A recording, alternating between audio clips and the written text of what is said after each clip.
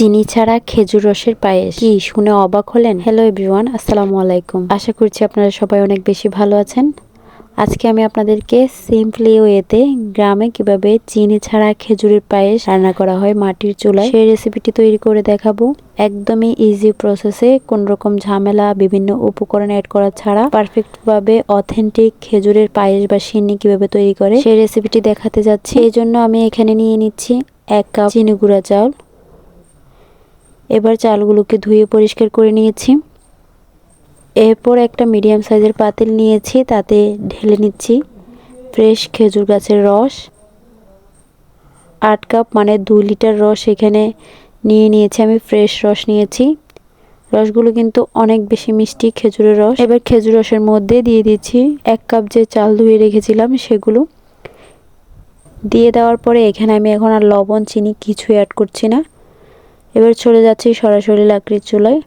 চুলাটা ধরিয়ে আমি এখানে রসের মধ্যে দিয়ে দিচ্ছি 3টি এলাচ। গ্রামে সাধারণত এভাবে মাটির চুলায় রসের পায়েস বা সিন্নি রান্না করা হয়। চিনি একেবারেই লাগবে না, খেজুরের রসে মিষ্টি কিন্তু এনাফ। এবার ঢাকনা দিয়ে জাল করব বলক আসা পর্যন্ত।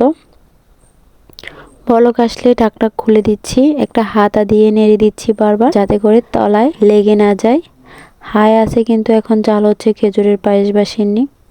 নেড়ে চেড়ে ঢাকনা একটু ফাঁক করে জাল করছি, আর কিছুক্ষণ পর পর নেড়ে দিচ্ছি। এভাবে প্রায় 30 মিনিট আমি রান্না করেছি। এ পর্যায়ে আমি 1 চা চামচ লবণ দিয়েছি। এবার আগে থেকে জাল করে রাখা 250 ml দুধ আমি এখানে দিয়ে দিচ্ছি। এটা অপশনাল, আপনারা চাইলে না দিতে পারবেন। টেস্ট এনহ্যান্সের জন্য আমি এই দুধটা ইউজ করেছি, আপনারা চাইলে না ইউজ করতে পারবেন। কিন্তু অথেন্টিক খেজুরের রসের পায়েস বা সিন্নিতে দুধ দেওয়া হয় না। দুধটা টেনে যখন আবার ঘন হয়ে আসবে তখন কিন্তু নামিয়ে নেব।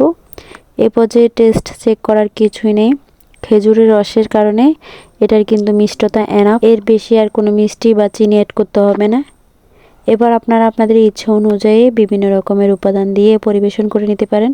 ইচ্ছে করলে গরম গরম পরিবেশন করতে পারেন, অথবা ঠান্ডা হওয়ার পরও পরিবেশন করতে পারেন। আমি কিছুটা ঠান্ডা হওয়ার পর নারকেল কোড়া ও বাদাম ছড়িয়ে দিয়ে পরিবেশন করেছি। খেজুরের রস, দুধ, নারকেল আর বাদামের কম্বিনেশন জাস্ট ওয়াও। শীতের দিনে গ্রামগুলোতে কিন্তু খেজুরের পায়েস চাই।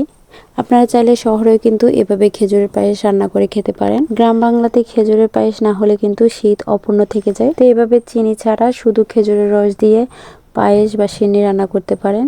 তো আশা করছি আমার এই খেজুর রসের সিন্নির রেসিপিটি আপনাদের কাছে ভালো লেগেছে এবং সহজে লেগেছে। ভালো লাগলে like, comment, share and subscribe করে আমার চ্যানেলের পাশেই থাকবেন। সবাই অনেক বেশি ভালো থাকবেন। আল্লাহ হাফেজ।